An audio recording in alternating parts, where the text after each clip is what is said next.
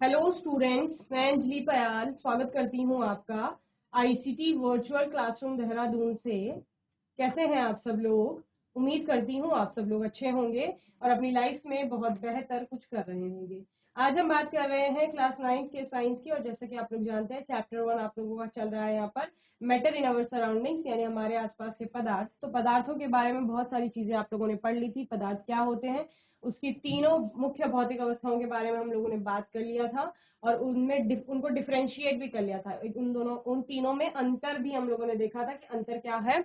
और यहाँ पर हमने लास्ट सेशन में टेम्परेचर का इफेक्ट जैसे देखा था कि तापमान का क्या प्रभाव पड़ता है किसी भी पदार्थ पर। तो आपने बोला टेम्परेचर बढ़ाने पर पदार्थ जिस भी ठोस अवस्था में है उसके जो कण होते हैं, ठीक है ना, वो कण उनकी गतिज ऊर्जा बढ़ जाती है, जिससे वो दूर दूर जाते हैं। अट्रैक्शन का फोर्स वीक पड़ जाता है, आपका दुर्बल प्रकृति का हो जाता है, जिसके फलस्वरूप पदार्थ अपनी अवस्था बदल देता है। जैसे ठोस है, इसको गर्म करते हैं हम लोग। जैसे आपने बर्फ को देखा होगा, बर्फ को अपना तापमान बढ़ाया तो तापमान बढ़ाने से वो धीरे धीरे पिघलने लगते हैं। पिघल करके आपका, क्योंकि वो ठोस अवस्था है, ठोस अवस्था से वो द्रव अवस्था में जाने लगते हैं, पानी के रूप में आपको दिखता है। देन पानी को अगर आप फर्दर आप उसको हीट देते हैं, यानी कि गर्म करते हैं, तापमान बढ़ाते हैं, तो उसका भाप में बदलना शुरू हो जाता है, यानी कि वो गैसियस स्टेट में जा रहा है मैटर। जल आपका ठोस से द्रव में गया तापमान बढ़ाने पर, फिर तापमान बढ़ाया गया तो वो द्रव से गैसीय अवस्था में चला गया, ठीक है। देन आप क्या करते हैं, टेम्परेचर कम करेंगे। अब गैस का तापमान कम किया तो वो द्रव अवस्था में है, द्रव का तापमान कम किया तो वो आपका ठोस अवस्था में है। जैसे आपने बोला भाप को अगर हम ठंडा करते हैं तो उससे हमें फिर से पानी मिल जाएगा, और पानी को अगर हम ठंडा करेंगे तो पानी जम जाता है ना, सॉलिडिफाई हो जाता है, यानी कि उसका कन्वर्जन हो जाता है आइस में। ओके, तो इस तरह से आपका स्टेट का चेंज हमने देखा टेम्परेचर के इफेक्ट के कारण, या तापमान आपका बढ़ाने या घटाने से, ठीक है ना।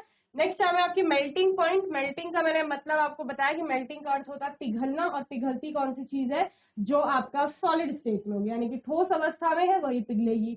Then what is point? Point है आपका एक पर्टिकुलर टेम्परेचर, ओके, यानी किसी निश्चित ताप पर, या जिस ताप पर आप बोलेंगे, निश्चित नहीं बोलेंगे, जिस ताप पर कोई पदार्थ ठोस अवस्था से द्रव अवस्था में जा रहा है वायुमंडलीय दाब पर, वही उसका मेल्टिंग पॉइंट कहलाएगा, ठीक है ना। तो गलनांक जिसको हिंदी में कहा जाता है, गलन का अंक, गलन गलने का मतलब क्या है, पिघलना, मेल्ट होना, है ना। तो पिघल जिस अंक पर, अंक का अर्थ है यहाँ पर तापमान से, जिस तापमान पर ठोस द्रव में बदल रहा है वही उसका क्या होता है, मेल्टिंग पॉइंट होता है, ठीक है ना। At melting point, these two phases, that is solid and liquids, are in equilibrium. That is, at this point, both solid state and liquid state exist simultaneously. Okay? होता क्या है यहाँ पर, जब आप किसी चीज को पिघलते हुए देख रहे हैं, सपोज बर्फ को पिघलते हुए दिख रहे हैं, तो आपका टेम्परेचर उस टाइम फिक्स रहता है, 0 डिग्री सेल्सियस पर आपका बर्फ पिघलना शुरू कर रही है। तो उस 0 डिग्री सेल्सियस पर आपको जो पदार्थ है वो दोनों फेजेस में दिखता है, दोनों स्टेट में देखने को मिलेगा। पदार्थ क्या है, जल है, तो जल आपको ठोस अवस्था में भी दिखेगा बर्फ के रूप में, और द्रव अवस्था में पानी के रूप में भी दिखेगा, ठीक है। तो इस तरह से कोई भी जो पदार्थ है वो पदार्थ मेल्टिंग पॉइंट पर आपको दोनों फेजेस में दिखाई देता है, यानी ठोस अवस्था में भी दिखेगा और द्रव अवस्था में दिखेगा। यानी 0 डिग्री सेंटीग्रेड में पानी भी हो सकता है और 0 डिग्री सेंटीग्रेड पे आपका बर्फ भी हो सकती है। तो इस तरह से, और इक्विलिब्रियम होता है यहाँ पर, ठीक है ना, यानी बर्फ से पानी और पानी से बर्फ बनने की वो जो है वो सेम ही होती है, क्योंकि आप 0 डिग्री सेल्सियस को ही फ्रीजिंग पॉइंट भी कहते हैं पानी का, कि पानी जो है वो 0 डिग्री सेल्सियस पर आपका जमती भी है। फिर आप बोलते हैं 0 डिग्री सेल्सियस पर ही आपका पानी क्या होता है, पिघलता भी है, जो बर्फ जो है वो पिघलती भी है। तो इस तरह से हमने मेल्टिंग पॉइंट की बात की। Now what is fusion? Fusion क्या होता है यहाँ पर, when two atoms collide to create a heavier atom, जब आपके दो हल्के एटम जो है वो टकराएंगे।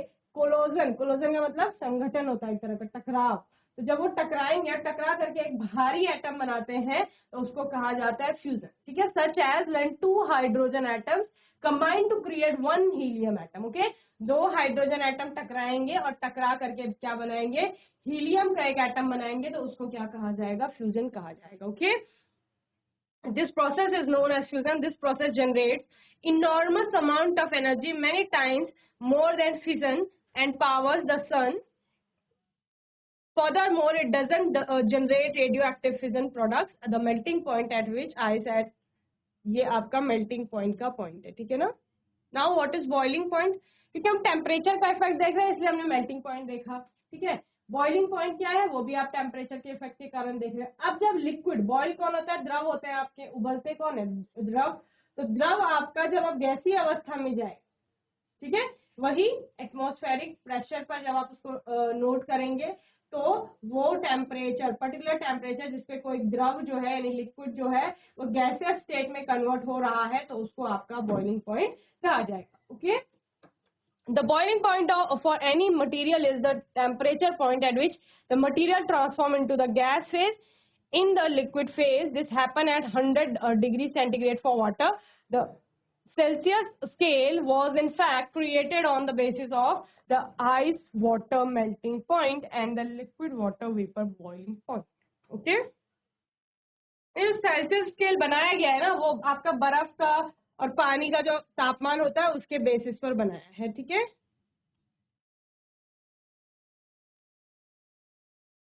नाउ एक नई टर्म है आपके पास जिसको लेटेंट हीट ऑफ फ्यूजन कहा जाता है। ठीक है ना, तो लेटेंट हीट ऑफ फ्यूजन है क्या आपका, ठीक है ना, it is the amount of heat energy that is required to change 1 kilogram of a solid into liquid at atmospheric pressure at its melting point. ठीक है ना, latent heat of fusion, heat है, हीट की मात्रा है, ये amount of heat energy, ऊष्मीय ऊर्जा की मात्रा है जो ऊष्मीय ऊर्जा 1 किलोग्राम ठोस को द्रव में बदलने के लिए रिक्वायर्ड।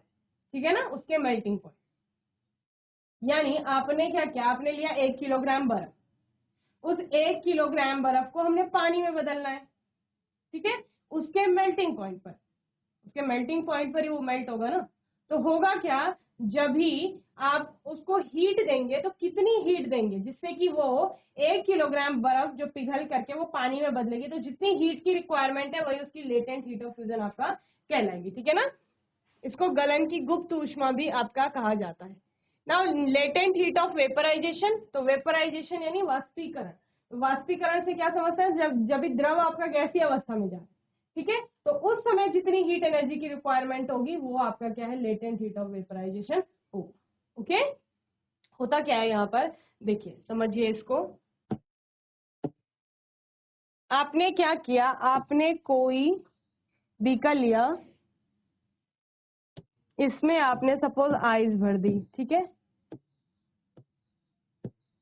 ये आइस भर दी आपने, अब इसको आपने क्या दिया, हीट दी। ठीक है, और यहाँ पर आपने एक थर्मोमीटर सेट कर दिया जो कि टेम्परेचर नोट करेगा, है ना। आपने क्या देखा, ये थर्मोमीटर पे धीरे धीरे तापमान बढ़ रहा था, यहाँ कहीं 0 डिग्री सेल्सियस है, हीट दिए जा रहे थे, अब धीरे धीरे तापमान बढ़ रहा था। ठीक है, 0 डिग्री सेल्सियस पर आप आकर आप क्या देखते हैं कि आपका जो बर्फ है उसने पिघलना शुरू कर दिया। क्या करना शुरू कर दिया, पिघलना शुरू कर दिया एट 0 डिग्री सेल्सियस। और अब आप क्या देख रहे हैं कि आप हीट दिए जा रहे हैं, ऊष्मा देते ही जा रहे हैं, लेकिन जो टेम्परेचर है वो जो पहले बढ़ रहा था अभी वो बढ़ नहीं रहा, वो कांस्टेंट हो गया 0 डिग्री सेल्सियस। देखो क्या समझ आया, आपने क्या करना है आपने क्या करना है, एक कोई बर्तन लेना है, उसमें रख देनी है बर्फ। ठीक है, बीकर होगा आपकी लैब में, उसको ले लें, उसमें बर्फ रख दें। ठीक है, देन उसको रख दो बर्नर के ऊपर, और अभी क्या करेंगे, धीरे धीरे बर्नर से उसको हीट देने का प्रयास करें। टेम्परेचर, आप टेम्परेचर नोट कर लेंगे, आपने थर्मोमीटर सेट कर रखा है बर्फ। अभी आपको क्या दिखता है कि जैसे जैसे आप हीट दे रहे हैं उसको, वैसे वैसे आपका जो थर्मोमीटर है उसमें टेम्परेचर आपका बढ़ता हुआ जा रहा है, यानी कि तापमान बढ़ रहा है। इससे ये समझ आता है 0 डिग्री सेल्सियस पर आप क्या देखते हैं कि बर्फ ने पिघलना शुरू कर दिया है। ठीक है, यानी बर्फ जो है वो आपकी पानी में बदलना शुरू कर रही है। देन आप फिर कॉन्टिन्यूसली हीट दिए जा रहे हैं, बर्फ आपकी पिघलती जा रही है, लेकिन जो तापमान पहले बढ़ रहा था वो अब बढ़ नहीं रहा है, वो 0 डिग्री सेल्सियस पर ही रुक गया। तो अभी जितना हीट आप दे रहे थे वो क्या कर रहा था, पहले टेम्परेचर चेंज कर रहा था, तापमान बढ़ाने में जा रही थी वो ऊष्मा, लेकिन 0 डिग्री सेल्सियस पर आपका तापमान रुक क्यों गया, क्यों, क्योंकि जितनी ऊष्मा आप दे रहे हैं वो अब जा रही है वहां पर स्टेट को चेंज करने में, कन्वर्ट करने में।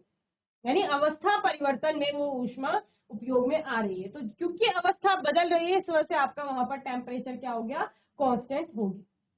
ठीक है, पहले जितनी ऊष्मा थी वो तापमान को बदलने में चली गई, तापमान बढ़ाने में। अभी जितनी ऊष्मा जा रही है वो पूरा क्या कर रही है, वो अवस्था परिवर्तन कर रही है उस बर्फ की।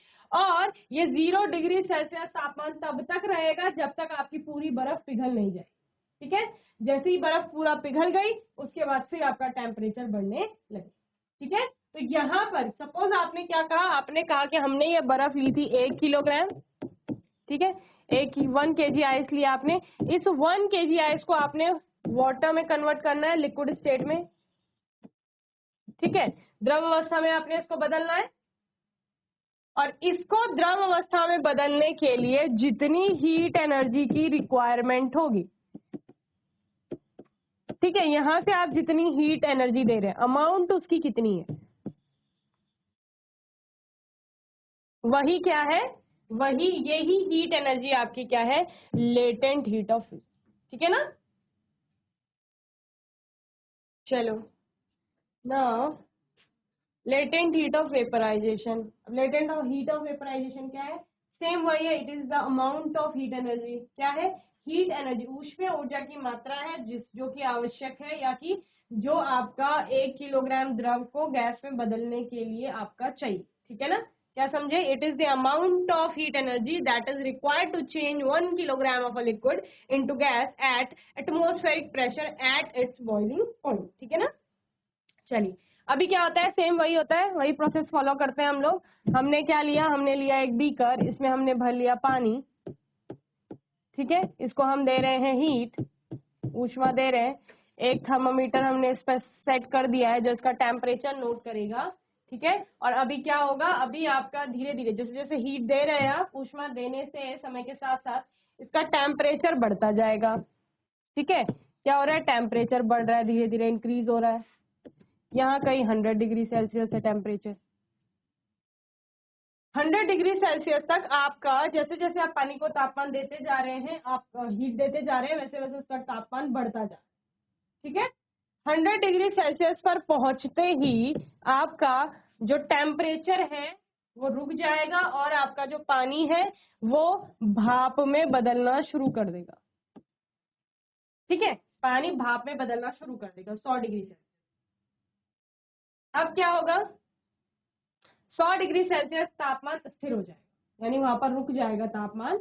हीट आप दिए जा रहे हैं कॉन्टिन्यूसली या कॉन्स्टेंटली आप बोलेंगे, लगातार आप हीट दे रहे हैं और आपका तापमान नहीं बदल रहा है। जबकि आपने पहले बोला जैसे हमने ऊष्मा देनी शुरू की करी वैसे ही आप हमारा जो बीकर में पानी था उसका तापमान धीरे धीरे बढ़ने लग गया था। लेकिन यहाँ पर जब 100 डिग्री सेल्सियस पर तापमान पहुंच गया तो अब आपका जो पानी का तापमान है वो नहीं बढ़ रहा है। ठीक है ना, पानी का तापमान नहीं बढ़ रहा है। अभी क्या होगा, वो जो हीट आप दे रहे हैं वो पहले तापमान बढ़ा रही थी, लेकिन अभी वो हीट क्या कर रही है, अभी वो हीट कर रही है फेज में चेंज। किसमें चेंज, 1 किलोग्राम लिक्विड है आपका ये। ठीक है, इसको करना है हमने किस में कन्वर्ट, गैस में कन्वर्ट। ठीक है, इस 1 किलोग्राम लिक्विड को गैसियस स्टेट में कन्वर्ट करने के लिए हमें चाहिए हीट। ठीक है, हीट एनर्जी चाहिए। तो वो हीट एनर्जी की मात्रा कितनी है, कितनी चाहिए हमें, कितनी मात्रा में ऊष्मीय ऊर्जा चाहिए जिससे कि हमारा जो 1 किलोग्राम द्रव है वो गैस में बदल सके। ठीक है, और दूसरा, तब तक वो 100 डिग्री सेल्सियस तापमान आपका स्थिर रहेगा जब तक ये पूरा पानी भाप नहीं बन जाता। ऐसा हमने पढ़ा है ना कि फेज चेंज में जब स्टेट आपका चेंज होगी, फिजिकल स्टेट चेंज होगी, भौतिक अवस्था में परिवर्तन आएगा, उस दौरान जो पदार्थ का तापमान हम दे रहे हैं वो तापमान क्या हो जाता, स्थिर हो जाता। ठीक है, साम्यावस्था में आप कहते हैं कि साम्यावस्था में दोनों स्टेट आ गई। जैसे आपने सॉलिड और लिक्विड के लिए बोला, लिक्विड और गैसेस के लिए भी यही पढ़ेंगे सेम। तो ये हो गया आपका वाष्पन की गुप्त ऊष्मा, latent heat of vaporisation. Okay, इसे नोट करेंगे फिर हम लोग आगे चलेंगे। चलिए, आगे है आपका सब्लिमेशन। अभी टेम्परेचर के इफेक्ट के कारण आपका क्या होता है, सॉलिड से आपने बोला लिक्विड में कन्वर्जन होता है किसी भी पदार्थ का, लेकिन आपका अगर वो पदार्थ सॉलिड से लिक्विड में न जा करके सॉलिड से सीधा गैसियस स्टेट में चला जाता है तो इसको क्या कहा जाता है आपका सब्लिमेशन यानी कि ऊर्ध्वपातन कहा जाता है, ठीक है ना। The transition of a substance directly from its solid phase two gaseous phase without changing into the liquid phase. यानी कि आपने क्या बोला था, आपने बोला कि सॉलिड जो है यानी कि ठोस जो है उसको अगर हम टेम्परेचर बढ़ाएंगे, तापमान बढ़ाएंगे, तो वो गैसियस स्टेट में कन्वर्ट हो जाएगा, आपका लिक्विड स्टेट में कन्वर्ट हो जाएगा, पहले जो आपने पढ़ा था उसके अकॉर्डिंग, ठीक है ना। ये लिक्विड में, अभी लिक्विड को हम क्या करेंगे, टेम्परेचर बढ़ाएंगे तो वो गैस में बदलेगा, ठीक है। लेकिन कुछ कुछ पदार्थ ऐसे होते हैं, कुछ सब्सटेंसेस ऐसे होते हैं जिनमें आपको क्या डायरेक्टली ऐसा ट्रांजिशन देखने को मिलता है कि वो सॉलिड से लिक्विड में नहीं जाते हैं बल्कि सॉलिड से सीधे गैसियस स्टेट में चले जाते हैं। इसी को सब्लिमेशन कहा जाता है, ठीक है। क्या कहा जाता है, ऊर्ध्वपातन।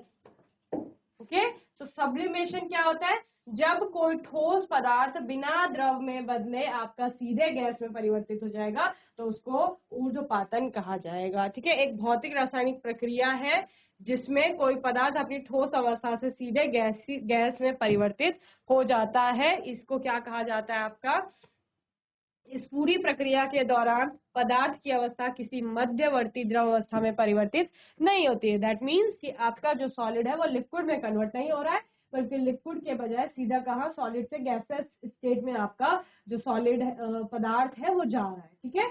चलिए नोट करिए जल्दी से, इसी को ऊर्ध्वपातन कहा जाता है, इंपॉर्टेंट है ये आपका।